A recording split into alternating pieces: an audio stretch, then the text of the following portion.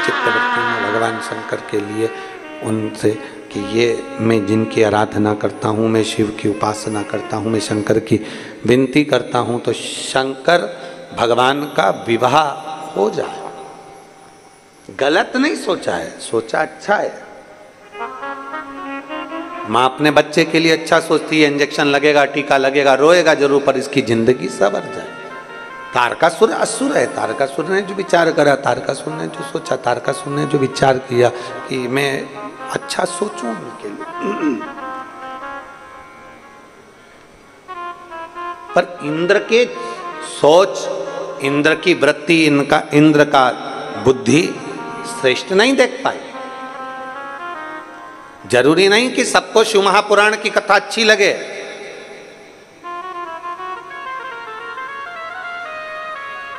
कोई जरूरी नहीं है कि सबको भगवान शंकर से रुचि उत्पन्न हो जाए। दिन भर में अगर आप मोबाइल चलाते हैं, 50 अगर मैसेज आते हैं उस मोबाइल पर, व्हाट्सएप पर, इंस्टाग्राम पर, फेसबुक पर, यूट्यूब पर, आप अगर भगवान की भक्ति का कोई वीडियो डालते हैं, भगवान का भजन का कोई वीडियो डालते हैं, भगवान शंकर की आराधना करने का कोई वीडियो डालते हैं, तो जरूरी नहीं कि उस पर 50 कमेंट्स आपके पक्ष के आएंगे। आप थोड़ा सा एक वीडियो टाकीज में फिल्म देखने का डालो, आप एक वीडियो मॉल में घूमने का डालो, आप एक वीडियो थोड़े थोड़े से छोटे छोटे वस्त्र का डालिए, आप एक वीडियो थोड़े से ऐश और आराम का डालिए, आपको 50 कमेंट्स आएंगे और 50 कमेंट्स ऐसे आएंगे, वाह क्या अच्छे लग रहे हो, क्या बढ़िया, क्या जोरदार, क्या जोरदार, क्या जोरदार।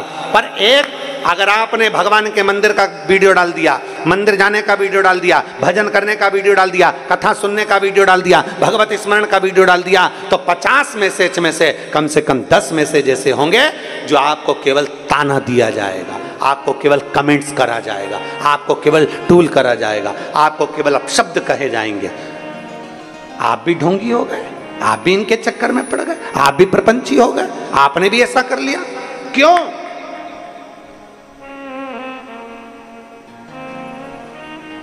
छोटे कपड़े पहनने पर कोई आपको टोकेगा नहीं, फिल्म देखने पर आपको कोई टोकेगा नहीं, मॉल में घूमने से आपको कोई टोकेगा नहीं, गाड़ी तेज चलाने से आपको कोई टोकेगा नहीं, सारी दुनिया में एंजॉय करते मिलोगे कोई नहीं टोकेगा, लड्डू खाते हुए कोई नहीं टोकेगा, पानी पूरी खाते हुए कोई नहीं टोकेगा। पर एक दिन आपने सोमवार के दिन मस्तक पर तिलक लगा लिया, गले में रुद्राक्ष की माला पहन ली, सुंदर धोती बांध ली, एक तन पर गमछा ले लिया, तो 50 लोग आपको टोकते हुए मिल जाएंगे। बताओ, ये भी ढोंगी बन गया, इसने भी ढोंग चालू कर।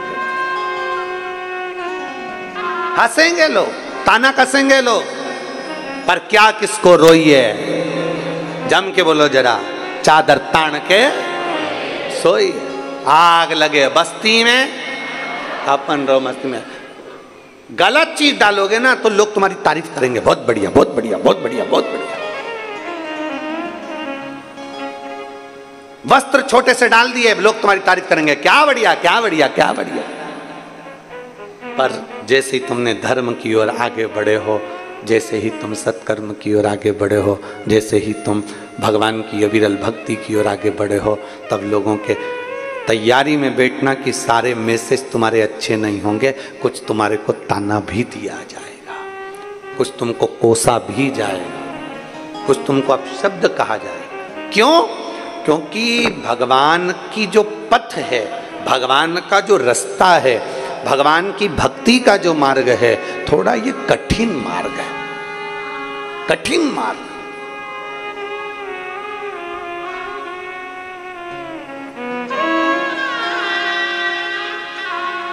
बहुत कठिन मार्ग है भगवान की भक्ति का, और इस मार्ग पर चलना कठिन है, बहुत कठिन मार्ग। अभी अभी कथा हो जाएगी, कई लोग कहेंगे बताओ अपने अपने वालों को बिठा लिया, बताओ ऐसा कर दिया, बताओ पास मंगवाए होंगे, बताओ ऐसा कर दिया होगा, बताओ वैसा कर दिया होगा। अरे तुम्हें तो प्रसन्न होना चाहिए। जो कथा सावन के महीने की माँ मुंगेली में होने वाली थी, कहीं देवाधिदेव महादेव ने राजनंद गांव में दे दी, ये प्रसन्नता होना चाहिए।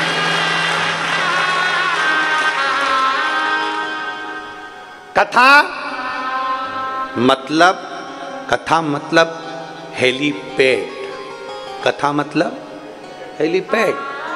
हाँ, हेलीकॉप्टर को उतारने के लिए चूने से एच लिख दिया जाता है। देखा है आप लोगों ने, चूने से एच लिखा जाता है। हेलीकॉप्टर हेलीपैड पर उतरता है। उसी तरह पूरे राजनांदगांव वालों को प्रसन्न होना चाहिए कि हमारे गांव में कथा हो रही है, मतलब शंकर भगवान का हेलीपैड हमारे यहाँ बना है। शिव पार्वती के साथ श्रावण के महीने में यहाँ उतरेंगे।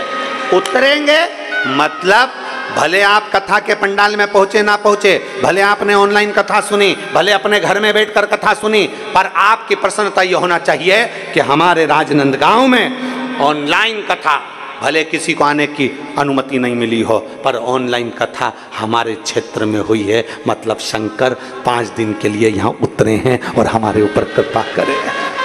ये प्रसन्नता होना चाहिए, पर नहीं।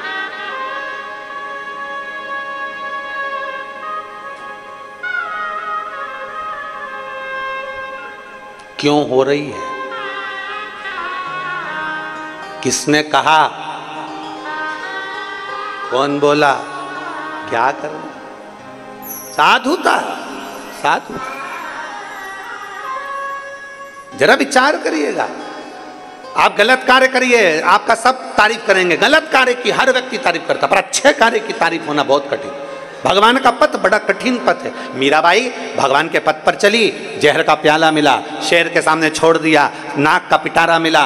मीराबाई ने अपना पथ नहीं छोड़ा। अब शब्द कहे मीराबाई को ताने पर ताने दिए गए। और गुरु भी कौन मिला मीराबाई को? गुरु कौन मिला मीराबाई को? चमड़े का जूता बनाने वाले चर्मकार श्री रविदास जी, संत शिरोमणि श्री रविदास जी।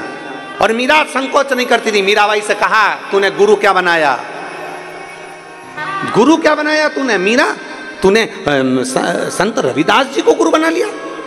अरे मीराबाई कहती है कि आज मुझे गर्व है कि संत रविदास जी को मैंने गुरु बनाया है, क्योंकि वो साधारण गुरु नहीं है। वो चमड़े धोने के बर्तन में से भी गंगा को प्रकट कर लेता है, तो वो साधारण नहीं हो सकता।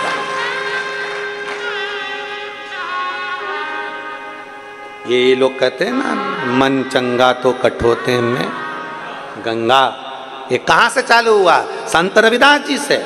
संत रविदास जी महाराज ने, मीराबाई कहती है, गुरुदेव मैं आपके लिए गंगा के घाट पर मैं आपके लिए आश्रम बना देती हूँ, मैं आपके लिए कुटिया बनवा देती हूँ, मैं आपके लिए महल बनवा देती हूँ। आप मेरे गुरु हो, मैं आपको गंगा के घाट पर ले जाकर बिठा देती हूँ। संत रविदास जी कहते हैं, मीरा मुझे गंगा के घाट पर जाने की क्या जरूरत? गंगा तो खुद यहाँ आ जाती है। गुरुवर, गंगा और यहाँ? हाँ। गंगा यहाँ? हाँ। पानी पिलाऊं तुझे गंगा का? जिस बर्तन में चमड़ा धोते थे जूता बनाने का, उसी बर्तन में हाथ जोड़कर कहा, गंगा मैया मुझे पानी पीना है, पिला दीजिए। हीरे की चूड़ी जड़ा हुआ हाथ उस बर्तन में से निकल कर बाहर आया, जिसमें जल भरा हुआ एक कलश था। रविदास जी ने जल लिया, मीराबाई को दिया, और भी लोग बैठे थे उनको दिया। कुछ कुछ ऐसे भी बैठे थे जो संत रविदास जी से चिढ़ते थे, उन्होंने जल नहीं पिया। कठोते से निकला, चमड़ा धोने के पात्र में से निकला, गंदे पानी में से निकला। कई कई ऐसे थे जिनको गंदगी नजर आ रही थी, पड़ा। कई कई ऐसे थे जिनको गंदगी नजर आ रही थी। अच्छा देखो ना, प्रयास करो कि अच्छा दिखे। पर कई कई थे, अरे चमड़े के बर्तन में से जल निकला, हम नहीं पी सकते। कई लोगों ने छोड़ दिया, और मीरा और कई ऐसे थे जिन्होंने पी लिया। रविदास जी ने बाद में कहा, मीरा ये साधारण गंगा का जल नहीं था, एक संत द्वारा विनय कर कर गंगा का बुलाया गया जल था। इसलिए मीरा, मेरा वचन है, तुझे कोई दुनिया में मिले चाहे ना मिले, पर जब तेरा शरीर छूटेगा तो तेरी बॉडी, तेरा शरीर मिलने वाला नहीं है। तू द्वारिकाधीश में समा जाएगी और द्वारिकाधीश तुझ में समा जाएगी।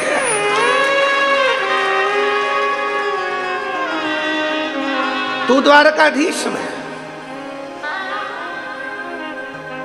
भारत की भूमि के 4 संत ऐसे हुए जिनकी बॉडी नहीं मिली, जिनका अंतिम संस्कार नहीं हुआ, जिनकी समाधि नहीं बनी, जिनका अंतिम संस्कार नहीं हुआ, जिनकी बॉडी नहीं मिली।